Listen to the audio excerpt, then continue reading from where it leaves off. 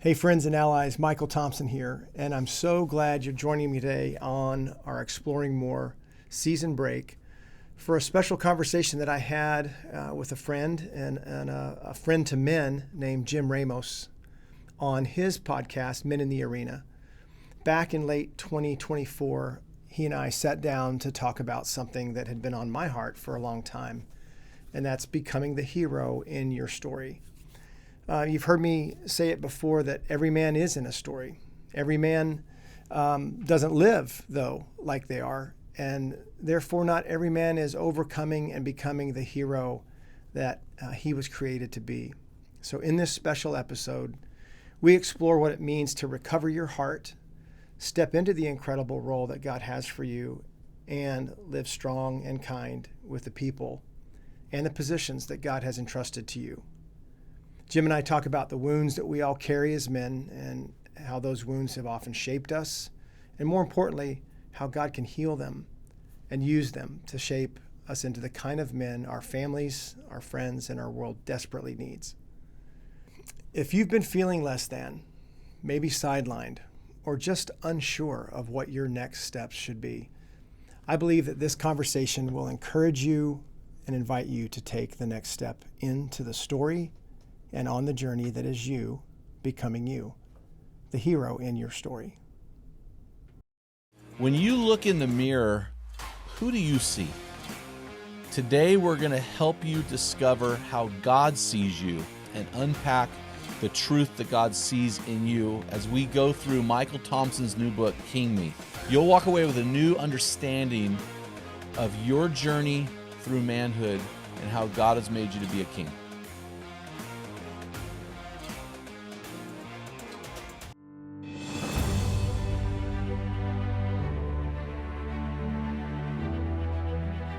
With God, there is always more.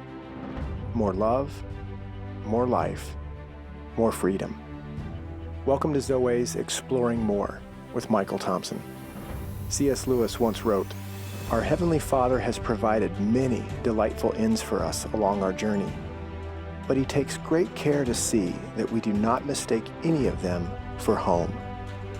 Join me and the team as we explore the kingdom together, discovering the deep truths and offering encouragement for the journey. There is always more.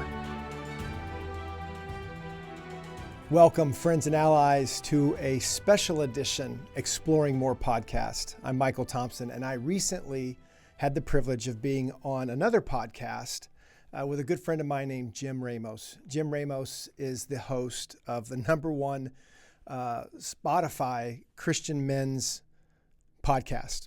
And so it was just an honor to be on that podcast with Jim. And Jim was interviewing me because he loves the book King Me.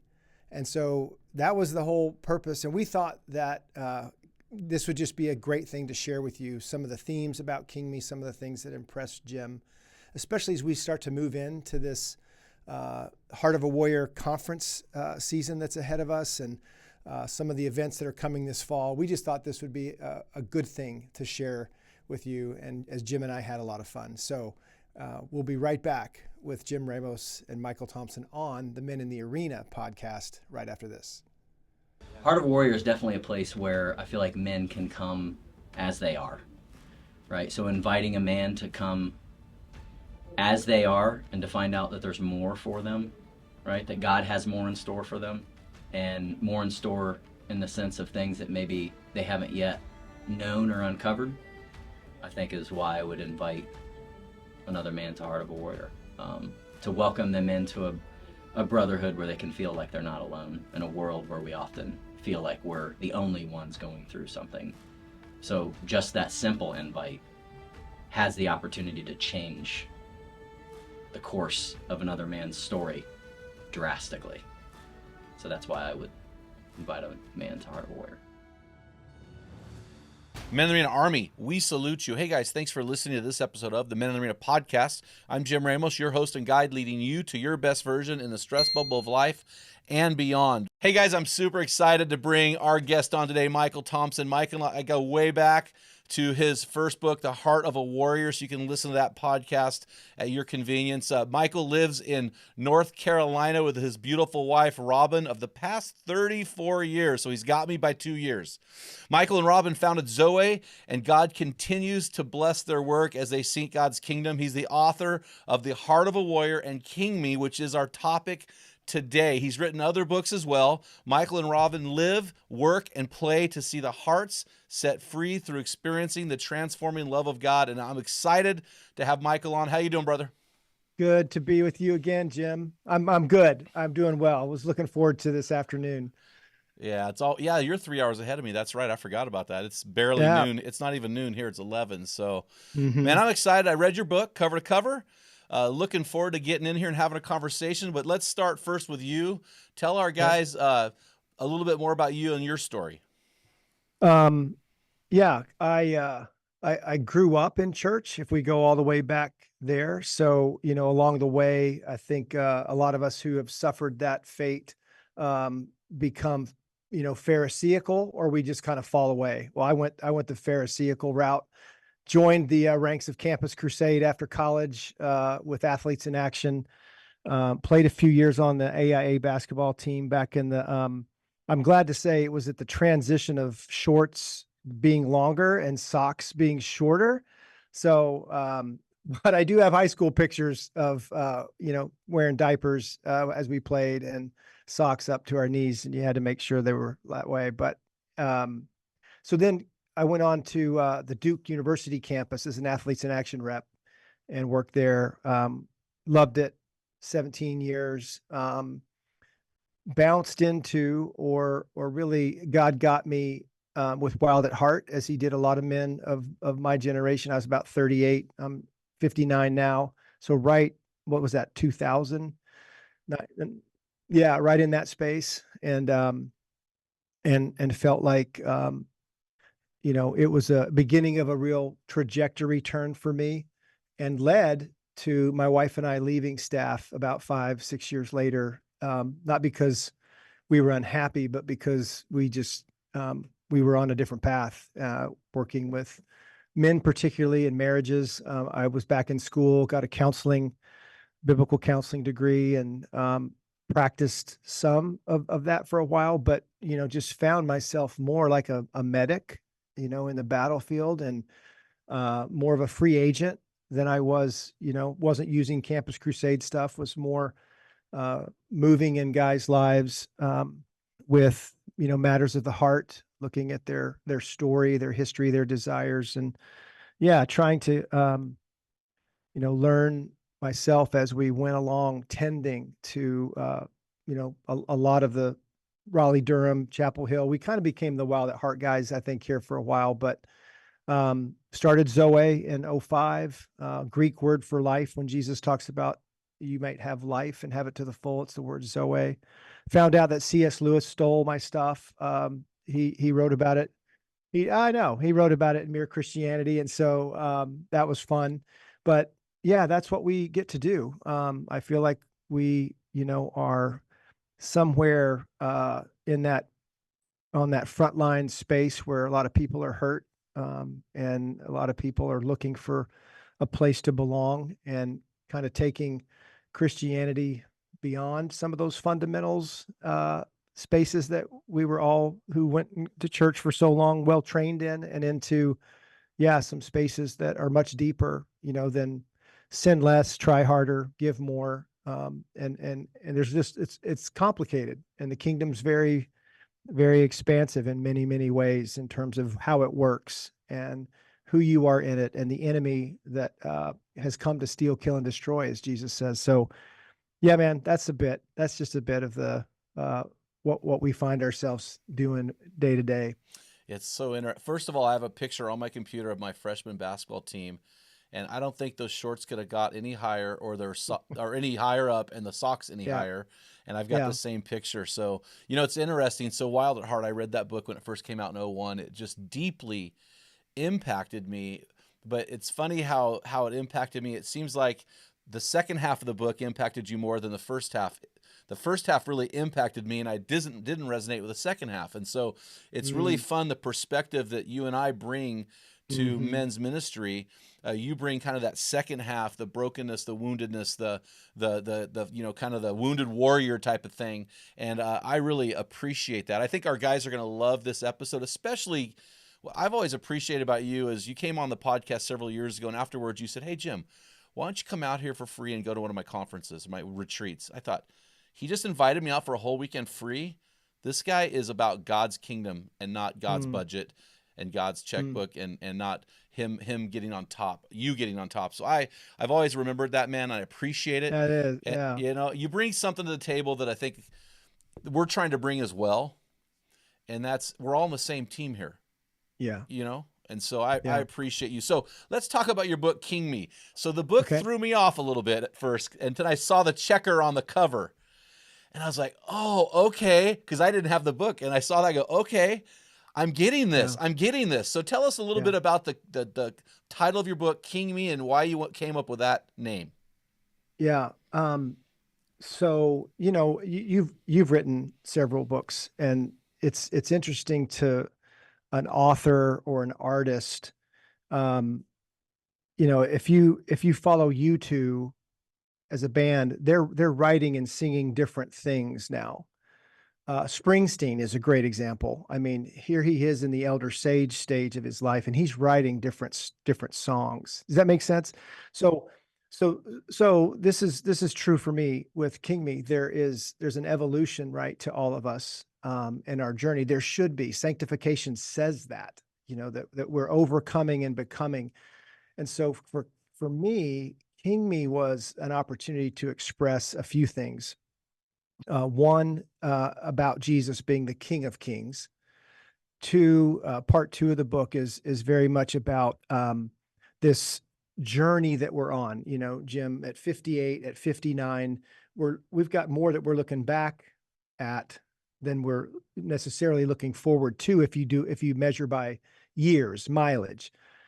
And so, but what's happened to us along the journey is just critical to understanding who we are now, where we're headed, and what God might have for us. And so, those were just things that I had been experiencing more. I had, as a person in the counseling lane in some ways, even though I don't typically do that as much anymore. I'd rather be in a circle of 12 guys than one guy. But I'll dive off the boat to go get that one guy if that's where God's deploying me in that moment. But at the same time, when I think about my getting counseling, my receiving counseling, my sitting across from a good guide who can, take me into my story and take me into my journey and ask some of the questions. That's King Me came from some of that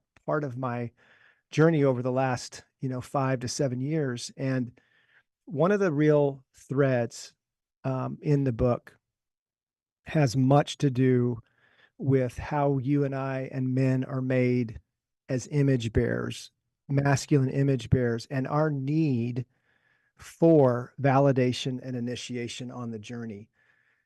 And you validate a 7-year-old and you initiate an 8-year-old different than a 57 or 58-year-old. And what does that look like? And so if the Father is fathering us, right? If Jesus is equipping us with power and authority to move as we progress in the journey, moving to this king stage, and if the Holy Spirit, right, is guiding us and counseling us, so the Trinity's involved, I started to see how. Do you remember that book? The Prayer of Jabez. Of course, I read it 5 times. Okay, could you just give a pop quiz, Jim? What was that really about? What was that book about? Oh gosh, 1 Chronicles 4, 9, and 10, and it was about asking. That number one, that's so impressive because we did not talk about this before. No, but I prayed this prayer many times. But it talks about basically God. It's a prayer asking God to protect our hearts and enlarge our capacity. And through enlarging our capacity, increasing our territory. There's my high-level pop quiz. Did Beautiful. I pass? You did. I'm going to use this. I'm going to cut this little excerpt out and post it everywhere that we have a presence. Because I appreciate it. And so let me ask you another question. How many books do you think Wilkerson sold? Oh, I bet he was in the 4 million there, and that It little was dinky millions. books. Yep. Yeah, little Yep. dinky book, he Little book. millions. Yeah. So that tells us that, in my opinion, tells us subjectively that that little book hit a chord, just like Eldridge's Wild at Heart we were talking about. It hit a chord with men, Jim, because I believe there's a chord in men that can be hit. Well, it's interesting, Michael. In your book, you actually said this. So I'm quoting you now, so I don't have to, it's not a Okay. pop quiz. You said this on page 47. As an image bearer, you reflect the likeness of the hero of this larger story, and he has written you into a vital role. You are to play a part alongside him and with him. And that's critical for guys to get this. Yeah. Yeah. And so writing the book had a lot to do with my journey in those spaces, and realizing that I'm not just hanging on until Jesus comes back. He's actually empowering and trusting. I say in the book, cutting keys. He gave them to his friends, his disciples, and then we see the book of Acts. He has keys for us. And what does that look like in the kingdom if we can walk into spaces kindly and strongly, but with power and authority, and bring that goodness to the world that around us, back to Jabez, so that he could expand our territory if he could trust us with more territory. And so that made sense to me logically, and I think theologically, that if you're not going to be tested beyond what you're able, and if you've been faithful with a little, you're going to get more. There's some condition in this. His love is unconditional, but I was discovering more and more that there are some conditions in which this relationship with God, with the Father, and what he wants to, where he wants to put me, how he wants to not use me, because I think we get a lot of that theology, but how he wants to partner with me in spaces, how he wants to empower me in opportunities. And so those were things that were just driving the experience. And then how if you've written a book or two, or as many as you've written, the research became so fun. I started discovering more and more and more how true this is. Well, it's interesting. You brought up a quote, and you quote Oswald Chambers in your book several times. And one of my favorite quotes I read in his book, My Utmost for His Highest, he said, God is not interested with you working for him. He wants you to work with him. And the beautiful thing, and as I get older, when I was younger, and I've been in full-time ministry 35 years. When I was younger, I really wanted to be the hero. Like, I want to come in, rescue, and overwork, and I was the Messiah complex. And as I get older, I'm realizing, no, I want to be the guide. And so when you say that, I just concur. Maybe that's an older guy thing, but guiding these younger guys on this journey to increase their capacity for God, and for God to increase their territory, and then we get to celebrate not as us being the hero in their story, but them being the hero in this grand kingdom drama that God has entrusted to them. He's given them that key, and he's only cut one key, and they're holding it, for them. So, well, let's do this. Let's break down the book. Let's do a 30,000-foot view of the book. You have 4 sections in your book. So can you explain each one, and then just why, the each section and what they mean? Yeah, great question. The part 1 is about the King of Kings, and the passage in Revelation that he's the King of Kings, Lord of Lords. So capital K, King, belongs to Jesus. We get that. But back to the cutting keys, he no longer calls us servants, he calls us friends. And he's entrusting the ways of the kingdom, how it works, who you are in it, but all of it, vine and branches, right? That when the disciples come back from the scrimmage where they have been entrusted with power and authority, and they go and heal people, they do what Jesus did, right? They come back and Jesus says, I know, it's so cool. This is going to work. But even better, even more cool is that your name is written in the Lamb's Book of Life. So there's a position that we have as Christ followers, but also as image bearers. So there's discipleship is learning how to become like him. And Romans 8 is very clear. He becomes like us, sinful man, so that we can become like him. The word there is glorious ones.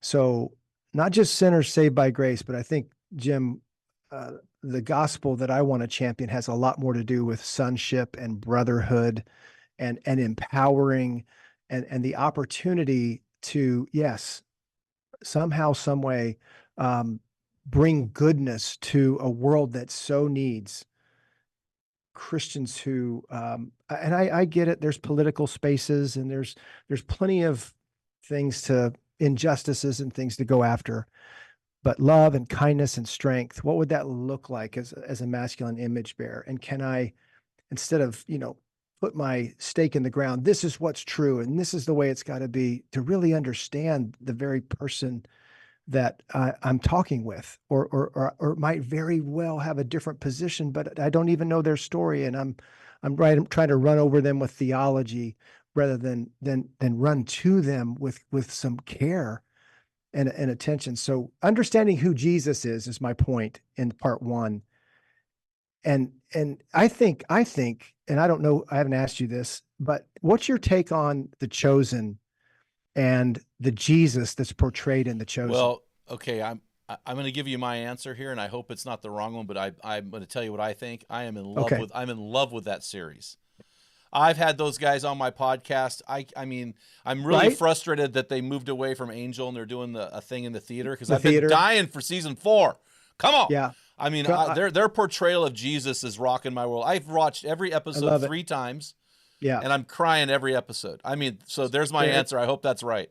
So there it is. So I think it's right, because I think everybody I ask that, all the men that I ask that, is the same response. Yeah. I would love to hang out with that guy. Oh, all day long. I want to be with you. And we see how Jesus is not only kind, he's provocative.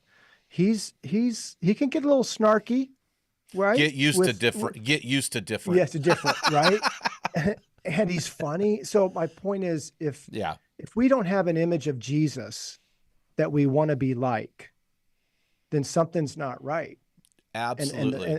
And the subtlety of that's happened in our Christianity, I think is hurting us in the men's movement, because we could talk about this part one, but having Jesus right is really critical to me getting well, and me becoming the superhero that I wanted to become, the man that can make a difference, the man that contribute, and the man that has something to offer.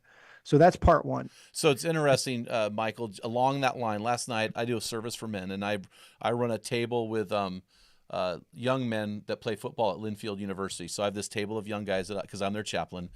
And one of the guys, he's going to go to Europe next week and play in the European Pro League. Great receiver. And he said, man, I've just kind of recommitted my life to Christ 6 months ago.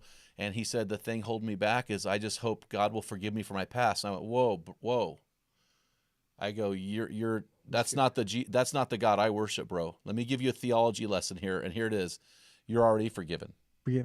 Romans 8:1 says there's no condemnation for those who are in Christ Jesus. When you come to God with your guilt and shame and tell him how bad you are, he goes, I don't even know what you're talking about, because all he sees is Jesus, who said, though your sins are red as scarlet, behold, they're white as snow. So his eyes opened up and you could see the freedom in his eyes. He's like, oh, I don't have to live there? No, bro, no.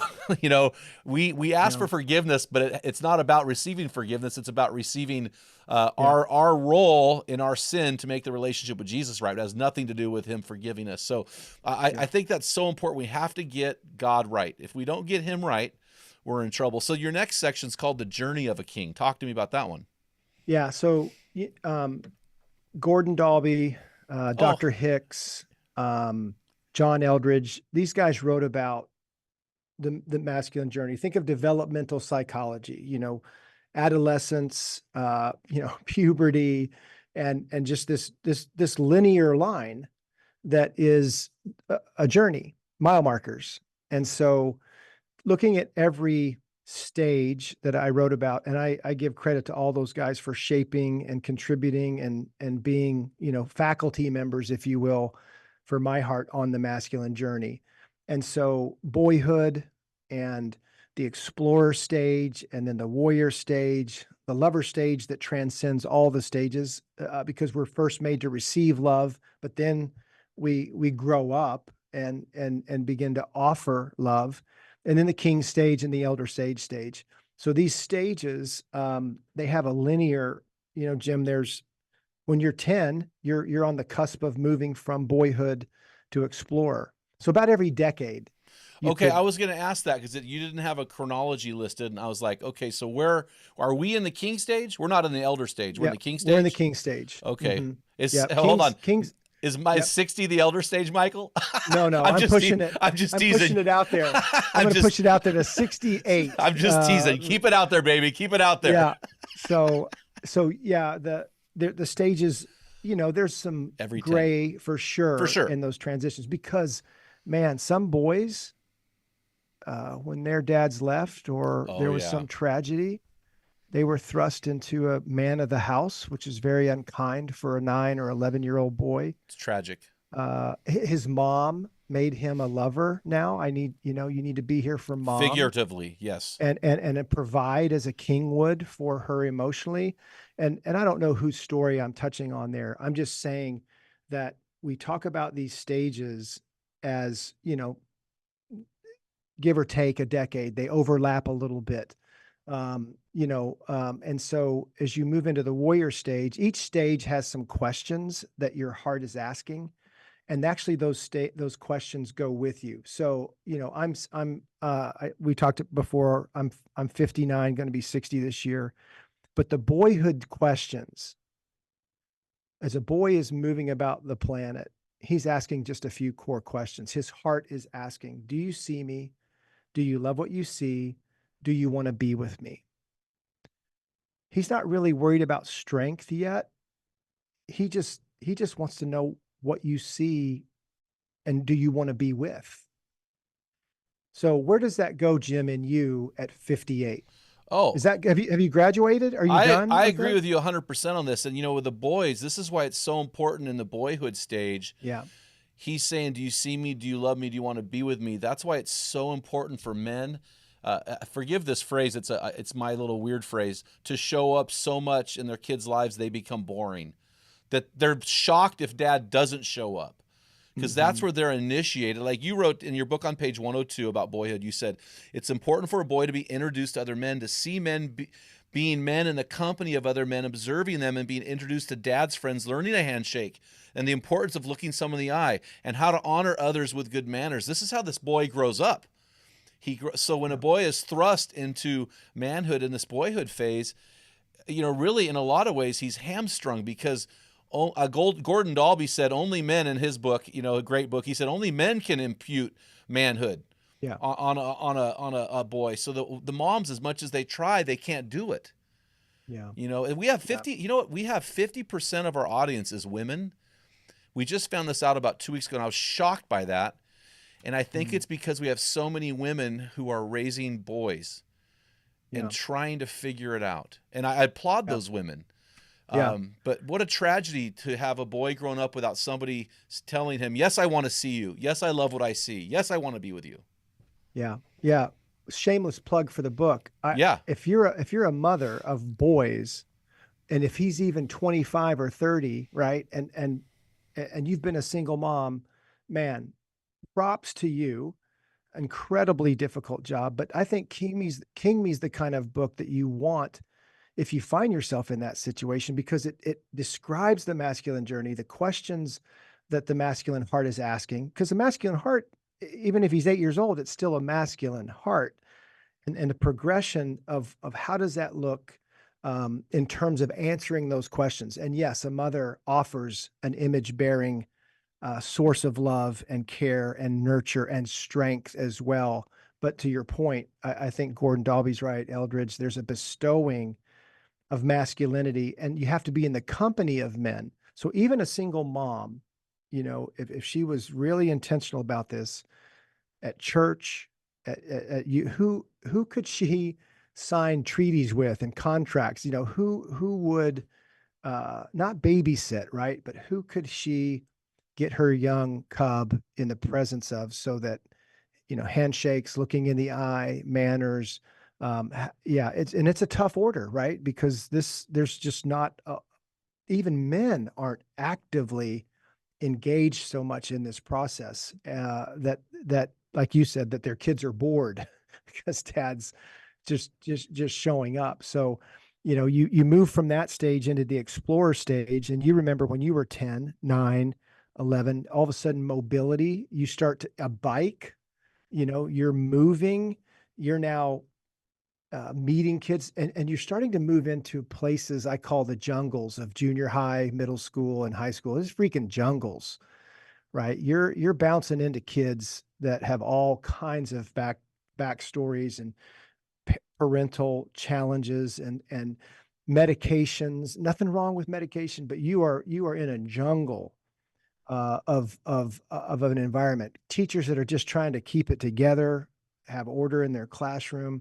Um, and you might be privileged enough to meet a teacher or somebody in youth group who really is there to see you and encourage you and invite you, validate you, and initiate you on the next leg of the journey. The challenge on the masculine journey through these stages of part 2 is if you don't get those questions answered, you're going to take them with you into the next stages. That is so, and here's why. So Eldridge in his book talked about the explorer questions, but he made it a general question that men ask 2 questions. Do I have the strength? Do I have what it takes? But what I appreciate about you, and my favorite part of the book, is actually the 6 stages, because you not only nail them down chronologically, but you put questions in there. And I actually carried a couple of my questions over until 2017, when I experienced a God moment through another friend who challenged me, and it was life-giving to me. And so this is really important. So that explorer, that young boy saying, the 10 to 20-year-old saying, do I have the strength? Do I have what it takes?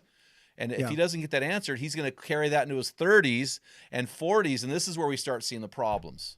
Yeah, and that's a huge stage, the explorer stage. If you're not starting to get some responsibility, and I'm telling you that the in between the stages, man, there's some hell in there, right? Because you're a 7-year-old, 6-year-old, and it's your mom and dad doing things for you. Well, you start to come to the explorer stage. If they're still doing it for you, right? You need to learn how, how to cut your own meat, how to get your own breakfast. Not every day, but right, you have got to start learning to take care of yourself. Hygiene to money.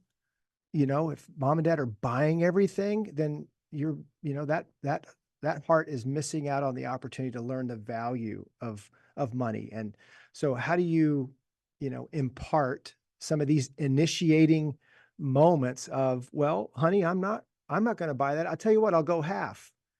And I talk about, it's amazing how many things went back on the rack. Oh yeah. With my kids when we started doing halvesies, right? And they started babysitting, or they started mowing lawns, or they started, whatever they started to get a little, I was amazed at how they didn't want to part with their money, but they had no problem with asking me to part with mine. And so that's just one example of this stage, how to handle money, how to save, how to give, different things that can happen in the explore stage. And this is a stage, I think, that a lot of moms and dads, especially if there's younger kids, right? You trust, unfortunately, you trust that your oldest is doing fine as you focus on the ones you have to cut meat for or change diapers for. They're not doing fine. There's too much that the enemy has to throw at them through phones and technology, through how they fit in, how to not be ostracized or made fun of, and just the enemy has, it's a tough stage, explore stage. And then it lends itself to warrior stage, which the next stage is really about how do you protect yourself. And I'm not, do not get in a van with a guy who has some puppies, the say no to drugs, the just say no, the strangers programs that we had in the 70s growing up. Right. But now, it's bigger than that. There's a spiritual reality that we start to bring into the warrior stage of how the world works. Films like The Matrix, films like Lord of the Rings, films like Narnia, all of those things are very helpful to help a younger heart begin to understand that the world isn't safe, it's fallen, that Jesus is coming back, but right now there's a prince of this dark world. How does all this work? And that every thought's not your own. Shame, guilt, fear, they have agents that are at work, maybe not creating some of the crap that happens, but they'll capitalize on it every day. So your friend who thought your wide receiver, he projected on God that right, God must, I hope he won't remember my past. Yeah, he's going to hold it. Well, there's a dichotomy to this stage. And the dichotomies in the questions these guys are asking. They're asking, how do I discern between good and evil? Good and evil. But on the flip side of that, they're saying, in this dangerous world, how do I offer my strength for good? So those two are questions that they're dichotomous, but they have to operate simultaneously, or at least together. And to your point about that last thing, if your strength is not already in place, you're probably in trouble. If you don't have belovedness, if it's not being bestowed already, it doesn't mean you can't catch up. It doesn't mean that there can't be intervention. But what we're talking about is very, very challenging, because that foundation. So here we're talking about linear. And then you remember in the book, I did another diagram of boyhood and belovedness as the foundation, then explorer, then warrior, right? Then king.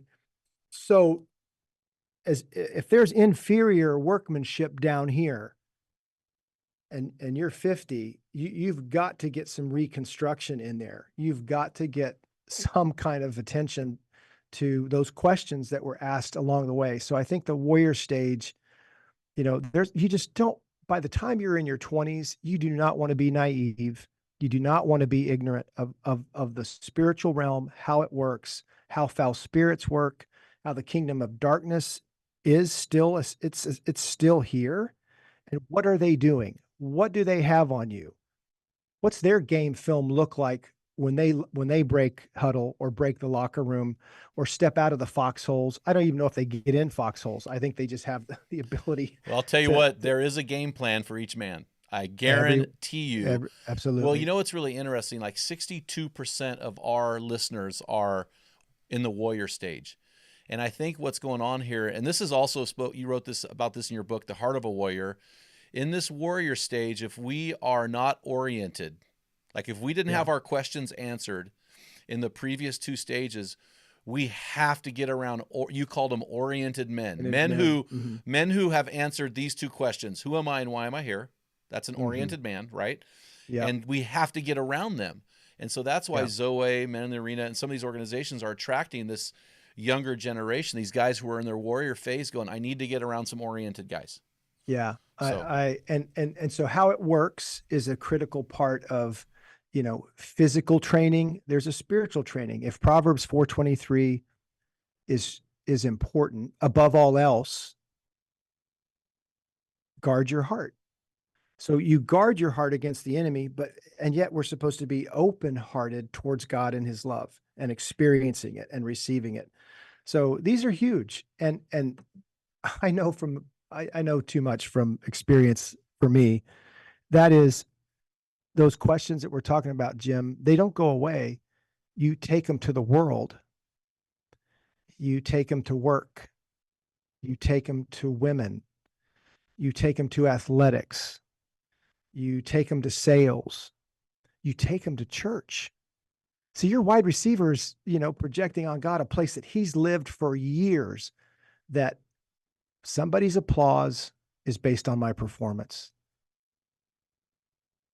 And that economy is not really, it's not true in the kingdom, but that's how inundating that can be to an 18, 19, 22-year-old who is living, as Larry Crabb put it, living outside the garden. And life outside the garden is warfare, is hard, And there's reasons why Jesus and his friends just say, hey, take heart, have courage, be careful, watch out. It's all over the New Testament. And I think we've just, we've missed. I don't know if we just thought Jesus, put the bad guys to rest. And, it's just us not being able to measure up and get our crap together and stop sinning. Sinning is way downstream. It's way downstream. These questions are way upstream. Well, what we've done is we are great capitalist Christians. In other words, we operate under our American economy and not God's economy. And so we have to overcome that. And that's hard for, a lot of guys. Well, let's talk about the third phase. So the glory of a king. This is a cool phase, man. I like this. Talk about the glory of a king. So in recovery and in rehab, right? You're trying to get something that's lost or something that should be that isn't. And so when you think about it being an image bearer, you carry in you the glory of God. Small g, right? Think about the batteries. I mean, he's going to empower you to live this life that he's promised you, victorious, overcoming. And so the glory of a king is the unique way that Jim Ramos bears God's image. And so all the attacks of the enemy through your boyhood and warrior has been to prevent you from living free in Christ, with Christ, through Christ, from Christ. So that's why I love what you brought up, the oriented man, because the oriented man's a man who is experiencing from God who he is. So whose opinion matters most about you? And I'm back to your wide receiver. Your wide receiver thought God's opinion about him was, I don't know if I can. But if you really, and we can memorize these passages, we can talk about them on many more podcasts about being a beloved son, being an image bearer. But if you experience the love of God, if he actually shows you and tells you that you are his beloved son and that he's got some nicknames for you, Jim, he knows your formal names, but he knows how you're known in heaven. He knows how he has some fond, Jim the hunter. Jim's my hunter. No. I'm not talking about deer on his walls. I'm talking about he hunts down men who are hurting trouble. You know what I mean? Oh, so well, Jesus did that. Sons of Thunder, The Rock. I mean, right. Jesus, those that's things. What that's what he does. He knows naming you and the power of that, the significance of having a identity that is connected with Trinity DNA, connected to him. And so we see Jesus has all these names. His friends, he gives some of these names and titles. So that's what I mean by validation and initiation. I use a story. Do you remember Fury, the movie Fury? Oh, of course. So, here's these war names. Oh, yeah. Machine. Yeah, you got the new Machine. name. Yeah. And so, out of that place, there's just so much, there's so much goodness in the kingdom as kingdom citizens, privileges and responsibilities, right? And so the glory of a king is how you uniquely bear his image. And if you are living under lies about yourself or about God, then that's in the way of your glory and you being able to offer that. We talk about false self, true self quite a bit in King Me. And man, most Christian dudes they're false self dominant. Doesn't mean they're not Christians, but the enemy just has a couple good plays that they run on them, a couple places that they just can poke and that guy blows up or just recoils, either aggression or coward, passive, right? And hiding, I sinned, I'm ashamed, I hide, or I make jokes, I make light of it. What is these ways that we've all learned to cope? And that's where King Me, I think, is inviting its readers to, why do you do that? It's interesting. Nothing wrong with being funny, except when it's not funny. Yeah. Is that your cover? Yeah. Well, at the end of the Lord's Prayer, the Lord's Prayer, Jesus said, taught us, for thine is the kingdom and the power and the glory forever and ever, amen. And I love that prayer because this is what when I think of the glory of the King, I think of that prayer where I say, God, everything I do, make it for your glory. I want your rule and reign in my heart, and everything I do is for your glory. And because I want your kingdom in my life, and I want your kingdom in my life, I want your rule and reign in my heart. God, I'm asking you to put me on display through an empowerment. Give me the power to build your kingdom that's already building in me. And God, when you put me on display, I will give you the glory. When I think of glory, I think of, God wants to put us on display. But when Adam and Eve sinned, the first thing they did was cover up. Well, before they were walking upright with no shame, you know what I mean? No shame. And so God wants to, bring healing to the masculine soul so this man can walk upright and on full display, not for his glory, but for the glory of the true King, which is your first part of the book. And they're so connected. Yes.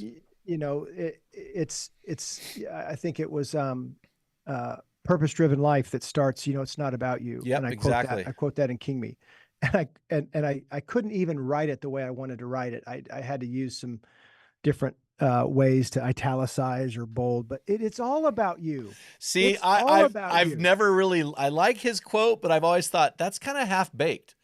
A little and diminishing. So I'm kind of glad that you did that, because I thought, okay, good for you, Mike. I'm glad that you're the one who he's going to call, not me. But I thought he sold 40 million copies. So yeah, he's good to go. But apparently we like that. We like that little, chest poke and degrading. Yeah. And put in our place. But I'm saying, no. This is more C.S. Lewis's theology. Yeah. No. You are glorious. You bear his image. And this idea that it is about you. You were worth.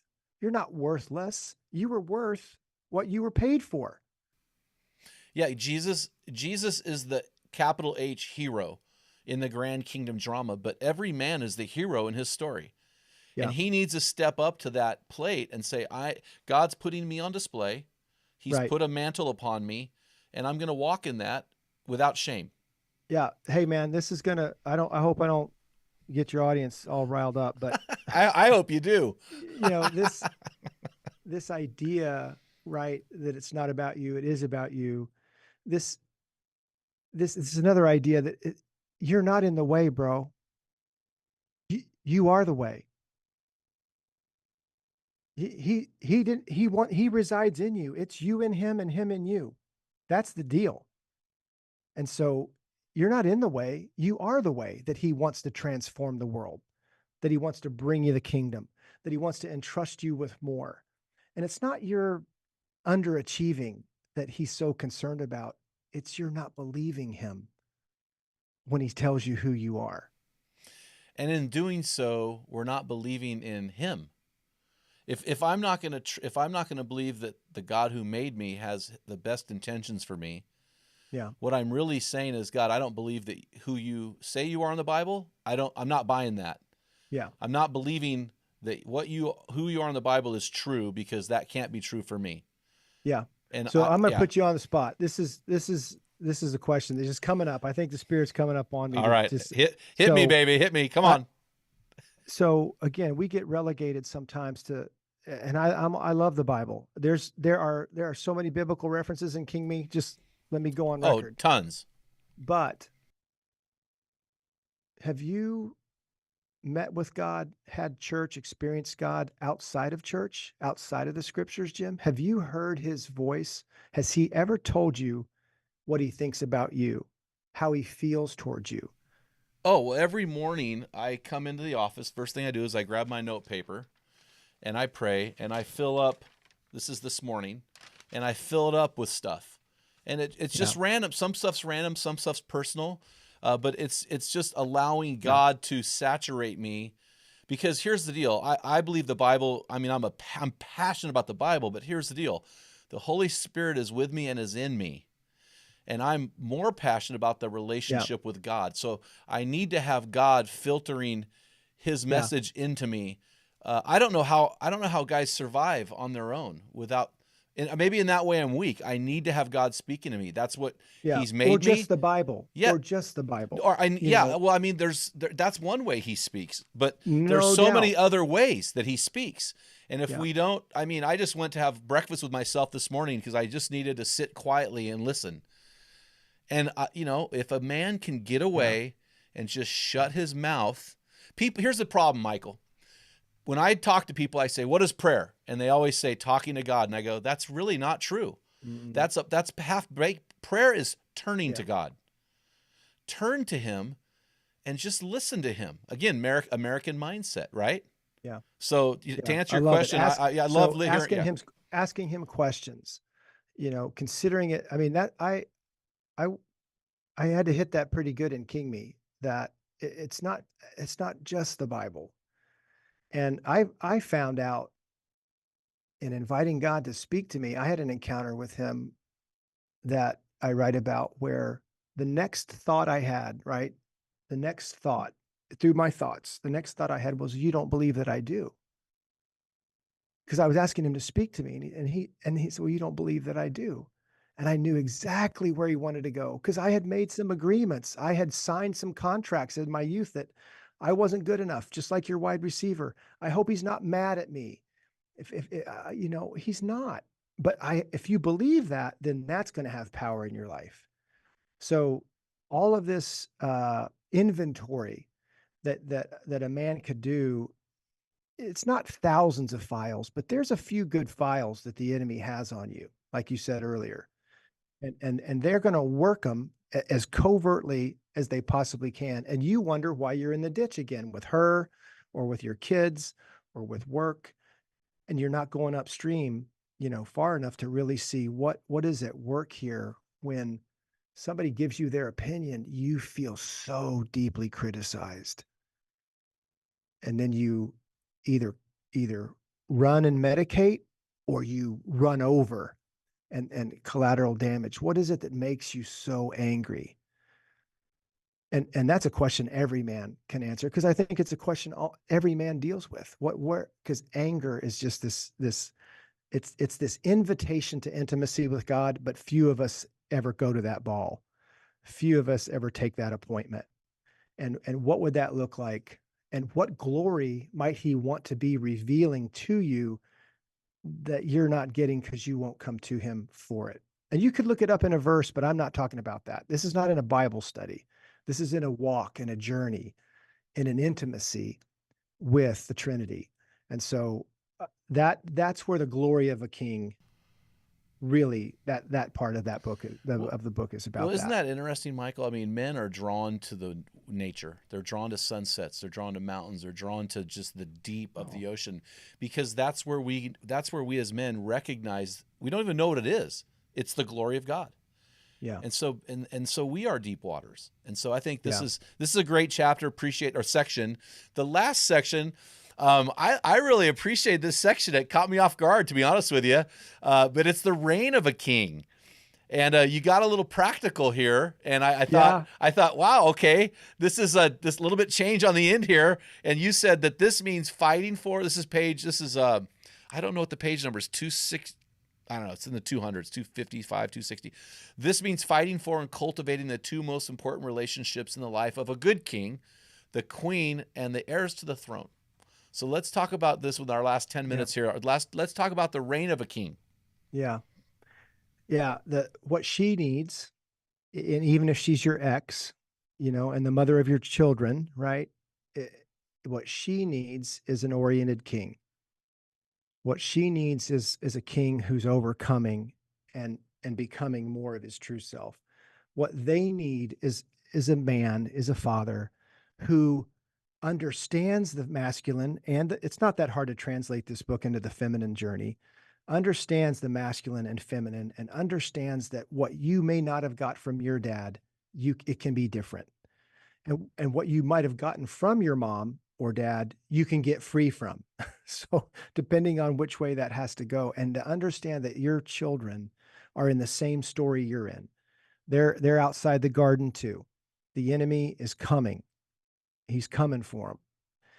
And there's no JV Holy Spirit. There's no there's no youth Jesus. I mean, I get it that we need to give them appropriate measures of this, but who is training, our kids in the ways of the kingdom? And if you're leaving it up to the church, Dad, come on, man.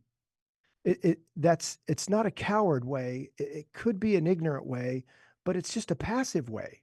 And so the engaging opportunity to talk to your children about how the kingdom works, who they are in it, use some of the parables and stories and illustrations. Man, I don't care if you use Harry Potter or you use Narnia, but find out what they love.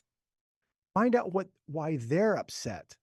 And the biggest thing I put in those 2 chapters about the queen and the children, heirs to the throne, even if they're adult children, even if your kids are 30 or 40, I think as a good king, we need to learn that we didn't like when people told us what to think or feel. Let's not tell them what to think or feel. Let's be diligent at observing and trying to understand why they think and feel the way they do.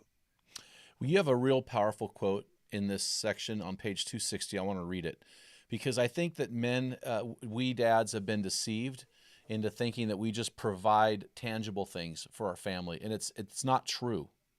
You said this: fatherhood is an exploration of the heart whose discoveries over time build trust, wonder, and blessing. But in exploration, there is always danger. Now, this is critical. The things we build are fragile, talking about the heart of our children and our wife. Children. Mm-hmm. And accidents or sabotage can occur in seconds. So this thing that we're providing for, you don't have to have tons of money. Your kids really don't want that. They want something intangible. Walk us through it. Yeah, they want your presence and they want your words. And those are cheap. Those don't cost you a lot of money. and yet they're such rich investments. Yes. And you mentioned blessing. I have my dad's still alive. My mom's passed, but I have a few incredible memories, and I hope there's a few more, of my dad validating me and blessing me and speaking words of life over me. Now, one was in a pheasant field in South Dakota on a pheasant hunt. He was an upland hunter and loved it. We kind of reclaimed that about 20 years ago and went for several years, once a year, and then some health things and different things. But I had a bunch of guys, a lot of fathers and sons, Jim, and I was a son at 40 something. I'm 59 now, so 45 years old.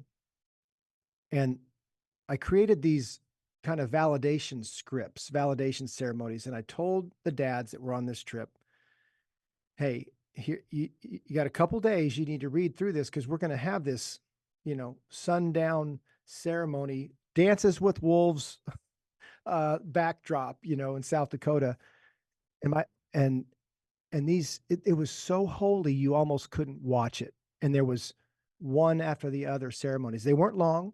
And, they didn't need to be long, but they were introduce your son to the circle, right? Like introduce him to the circle, and then put your hand on his shoulders and look him in the eye. Forget that we're all here. What do you love about him? What is it that you're proud of? Those 2 things. And give one example of how you've seen those things happen in his life. I remember the time, and finish the blank. I mean, you talk about a bunch of guys in orange and khaki and shotguns up against some hay bales, and we're just going, oh, I mean, our sleeves are just getting snotted because every one of us was impacted by that kind of love that validates, that bestows.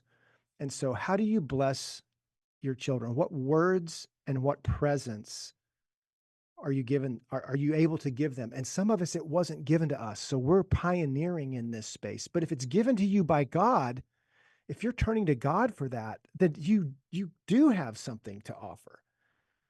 And I think there's things in this book, and there's others, rites of passage, this is something that we're going to have to bring back to recover generational masculinity. Yeah, we're doing that now. That's so critical. I was writing them down as you wrote, because we have a rite of passage ceremony, and I They're wrote so down good. They're hands so on important. shoulder. I always have the guys get behind their kids and introduce them, but Mhm. I'm going to have them do that and then get in front of them and do what you're saying, because that, Eye to eye. yeah, oh, Yeah. absolutely, that's so powerful. And I read that in your book, The Pheasant Hunt. It's so powerful. So, okay, so you've put me on the quiz twice. So I'm going to give you a quiz once. So I feel like, right. we're not ledger people here, but we are guys. So here we go, man. So first of all, how can these guys grab a hold of your book? What's the best way? They can go to our website, ZOWEH.org, and there'll be a link that they can kind of get into the Outpost and get a book. And then, man, you post yours there. The world of Amazon. Go to Amazon, King Me. You never know what might show up. There might be a romance novel called King Me, but move through that, and the checker piece. And I go back to, I didn't really hit on that, but checkers. I mean, advancing, moving across the board, and then becoming something else, moving differently. That's the journey. And so that's why the checker piece is on the cover of King Me. That parable, illustration, metaphor just really worked for me. And I found it to be an encouragement, because everybody can identify. You start playing when you're young. It's the rainy day game. Well, most covers are lame. That was a great cover. I love that good. cover. I'm like, so heck good. yes on that cover, man. It was That's just, great. I love a cover that tells a story, and you get the Yeah. title and it just tells a story. So here's my pop quiz for you. So we like to end each podcast with what we call boots on the ground. We want guys to be able to apply what they've learned. So, well, I'm going to ask these guys to go somewhere and turn to God in a moment of silence, and not ask, and not pray in elaborate prayers. I just want them to bring up something to write with, probably not their phone. It's too distracting. And I want them to ask God 2 questions. Whatever the questions are you want them to ask. So that's the quiz part. Yeah.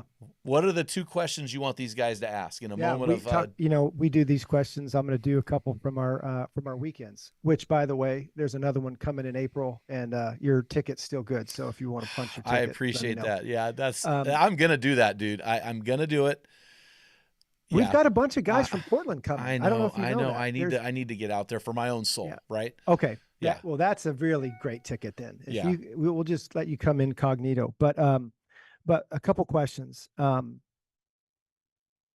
how do you see me? How do you see me? And sit in that a bit. Now I don't know what he's going to do.